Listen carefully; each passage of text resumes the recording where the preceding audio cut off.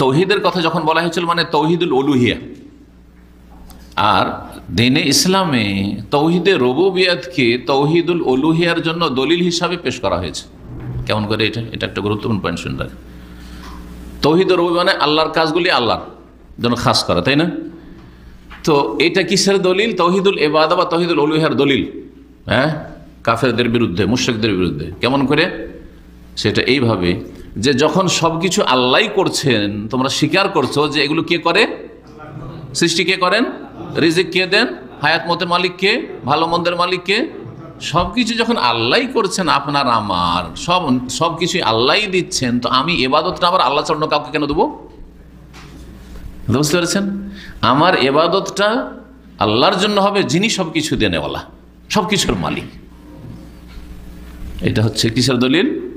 হ্যাঁ, তৌহিদের রুবুবিয়্যাহ, তৌহিদুল উলুহিয়্যাহ দলিল। সবকিছু যখন আল্লাহই করেন, তখন আমার সমস্ত ইবাদতগুলি কাকে দেব? আল্লাহকে দেব। আর সমস্ত ইবাদত আল্লাহকে দাও, এটা হচ্ছে তৌহিদে ইবাদা বা তৌহিদুল উলুহিয়্যাহ।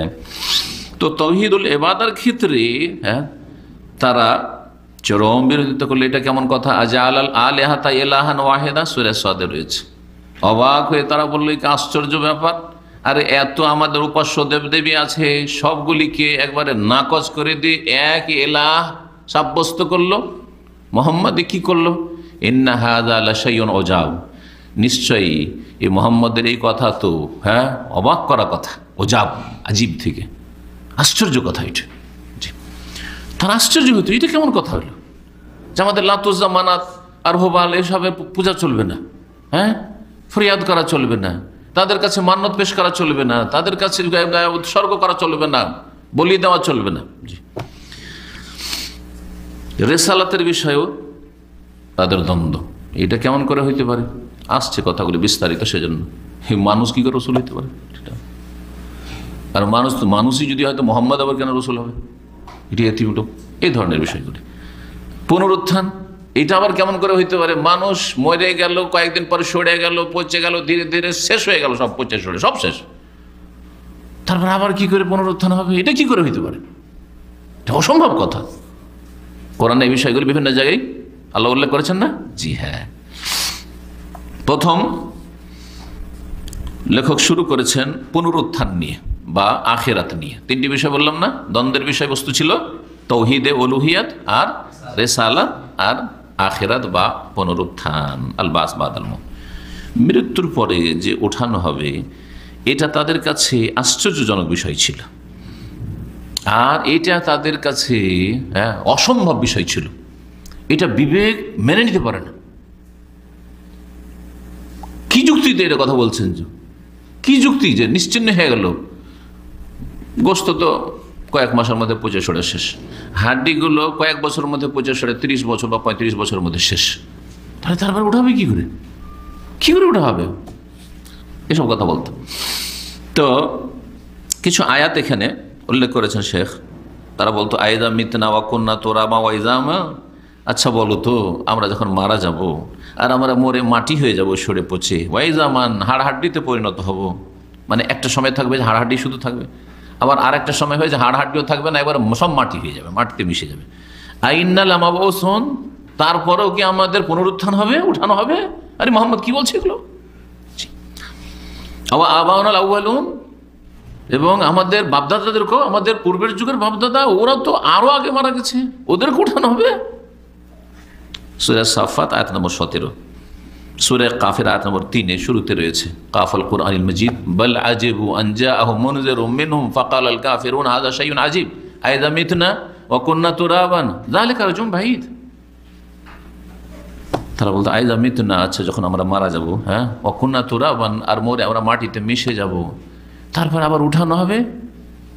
এই উঠানো হবে বলছে মুহাম্মদ, যালিকা রাজুম বাঈদ, এই উঠানোর কথা এটা অনেক দূরের কথা।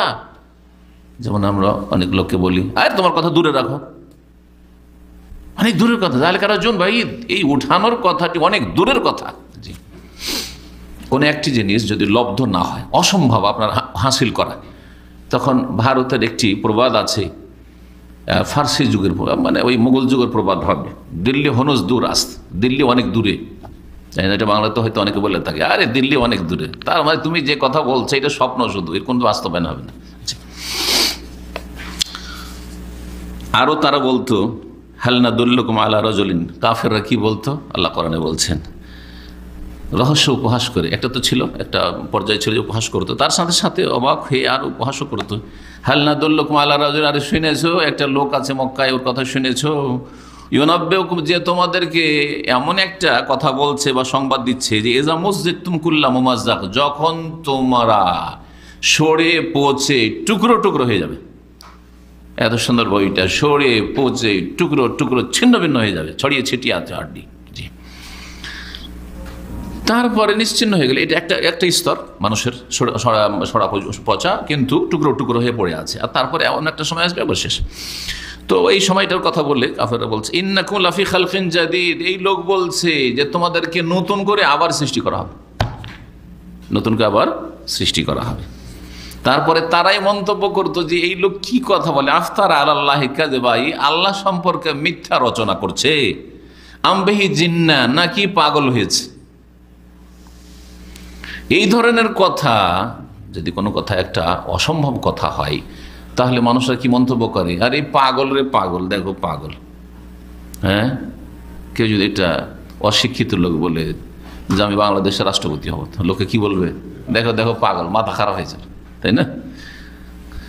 তো এ হয় পাগল, আমবিহি জিন্নাহ, একে জিনে ধরেছে দিয়ে পাগল হয়ে গেছে। কারণ পাগল হওয়ার ক্ষেত্রে এটি ধারণা যে জিন ধরেছে, বা জিন্নাতুন মানে জনুন হইতে পারে, জনুন মানে পাগল। এ হয় পাগল, আর না হইলে যদি সুস্থ মস্তিষ্কের হয় তাহলে আল্লাহ সম্পর্কে সে মিথ্যা কথা মন গড়া বলছে, রচনা করে বলছে। আফতার আলাল্লাহি কাযিবা, ইফতারা ছিল আসলে, হয় সে আল্লাহ সম্পর্কে মিথ্যা রচনা করছে যদি সুস্থ মস্তিষ্কের হয় এই মুহাম্মদ, এই লোক, আমবিহি জিন্নাহ, আর না হলে সে পাগল অবস্থায় কথা বলছে, এটা হতে পারে। তার মানে তারা পুনরুত্থানটাকে, মানুষ মরে যাওয়ার পরে আবার উঠবে আর হিসাব হবে, জবাব দিতে হবে, জান্নাত জাহান্নাম, এইসব কথাকে অসম্ভব মনে করে, অসম্ভব মনে করে। এটা যুক্তিতে ধরে না, বিবেকে আসে না তাদের। তাদের একজন কবি এই কথাও বলেছিল, আমুতু, হ্যাঁ, বা আমাউতুন সুম্মা বাসুন সুম্মা হাসরুন। এই যে মোহাম্মদ কি বলছে, মরবো, তারপরে পুনরুত্থান, তারপর আবার হাসর, মানে সবকে নাকি আমাদেরকে এক জায়গায় জমা করা হবে। হাদিস ও খোরাফাতিন, এগুলি হচ্ছে কুসংস্কার। আরে হককে কুসংস্কার বলতে, এটা পথভ্রষ্ট যারা, তাদের চিরাচরিত এটা অভ্যাস। আপনি যতই আল্লাহর কথা বা রসুলের কথা, ওহির কথা, দলিলের কথা বলেন, আপনি দুর্বল, হ্যাঁ, আর ওদের মেজরিটি তো আপনাকে এইসব মন্তব্য করবে। হ্যাঁ, হক কথা বললে কি বলবে আপনাকে, আরে দাজ্জালের ফিতনা এসে, দাজ্জালের ফিতনা, আল্লাহু আকবার বলছে না, এই যুগের বড় ফিতনা। হ্যাঁ, বাঙালি বিদ্যার্থীরা বলছে শেখ মতিউর রহমান, শেখ তো বলেই না, আমার নাম ধরে বলছি, হচ্ছে এই যুগের বড় ফিতনা একটা। জি।